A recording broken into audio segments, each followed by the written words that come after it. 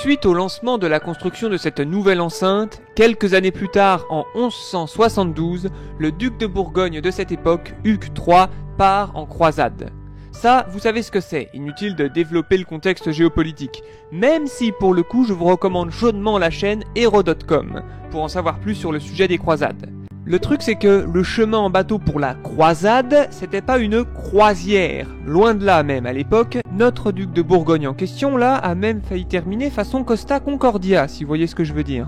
Le duc eut tellement les miquettes qu'il promit à Dieu que s'il ne buvait pas la tasse façon Jack dans Titanic, il ferait bâtir dans sa ville de Dijon une sainte chapelle accolée à sa baraque, qui deviendra plus tard ce que nous connaissons aujourd'hui comme le Palais des Ducs.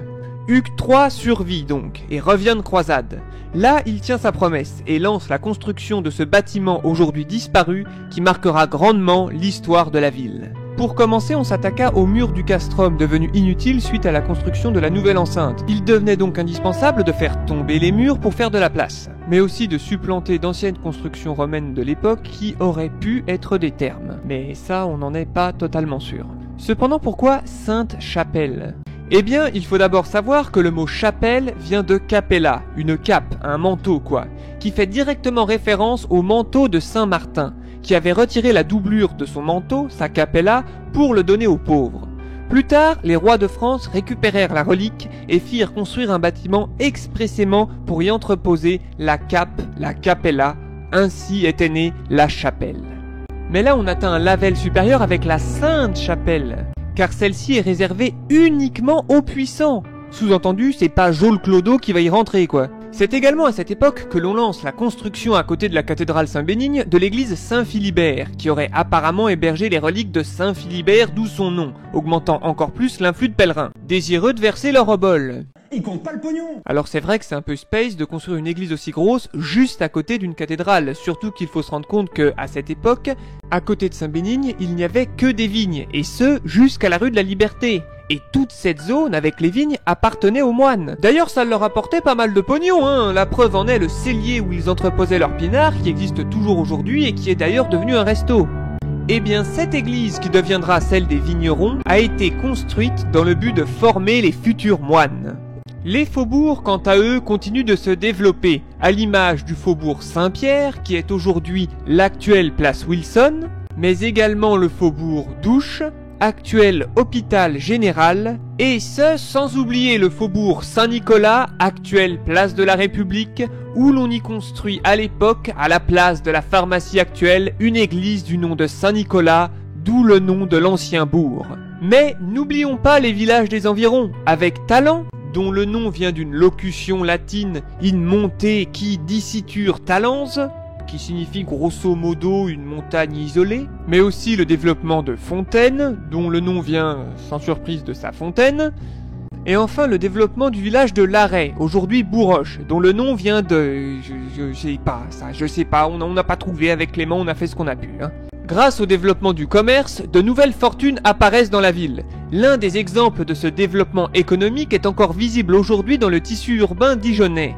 C'est ce qui finira par devenir la place Émile Zola, qui était l'équivalent au XIIe siècle d'une toison d'or à ciel ouvert. Cette place est le témoin muet de la grande transformation sociale qui se fait à cette époque. En effet, avant il n'y avait que les paysans d'un côté et les nobles de l'autre. Mais, avec le développement des villes, une nouvelle catégorie de population apparaît. Cette nouvelle classe, n'allant ni au champ ni au château, se contentant de vivre en ville, est appelée du nom du lieu où elle demeure, c'est-à-dire dans les bourgs. C'est ainsi qu'est né le terme bourgeois. Et certains d'entre eux parviennent grâce au commerce à vivre bien, donnant ainsi naissance à ce que l'on pourrait aujourd'hui comparer à l'émergence d'une sorte de classe moyenne. Parmi cette classe moyenne, dans les villes, certains bourgeois accumulent de véritables fortunes grâce à leur sens des affaires. C'est à partir de ce moment-là que ce terme est devenu synonyme de gros richard. Et ces fortunes, elles sont futées car elles s'allient entre elles pour faire pression sur le duc, afin de pouvoir obtenir une plus grande autonomie. Et l'autonomie, ça passe notamment par le portefeuille. En effet, le développement économique est ralenti par les taxes seigneuriales, empêchant les marchands de réinvestir leurs gains dans leur entreprise afin de les développer, et donc, du même coup, de développer la richesse de la ville et à plus grande échelle du duché. Le duc, voyant ainsi son avantage à long terme, décide de remettre à ces riches marchands un document les exemptant d'une série de taxes. C'est ce qu'on appelle au Moyen-Âge la charte de commune. Aujourd'hui, on appelle ça le bouclier fiscal. Et voilà encore un sujet très actuel. Faire moins payer d'impôts aux riches pour qu'ils développent leur entreprise et donc l'économie, permettant du même coup de créer de l'emploi pour les classes plus modestes. À ceci près que le duc en a absolument rien à battre du taux de chômage, ben oui, on est au Moyen-Âge, le concept même de chômage n'existe pas. Tout le pognon va directement dans ses fouilles. Et il s'en sert pas non plus pour financer des retraites, hein. C'est pour ça que c'était plutôt une bonne idée de faire un maximum de mômes à l'époque pour qu'ils te prennent en charge quand tu seras vieux. Parce que sans retraite, ni alloc, ni maison de retraite, et ne parlons même pas des assurances, il valait mieux compter sur l'entraide familiale.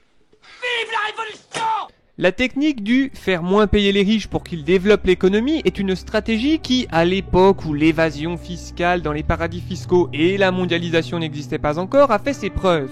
Et pour cause, il faut dire que c'était très rare que les gens de cette époque, en dehors des nobles, dépassent au cours de leur vie un rayon de 30 km au-delà de l'endroit où ils vivaient.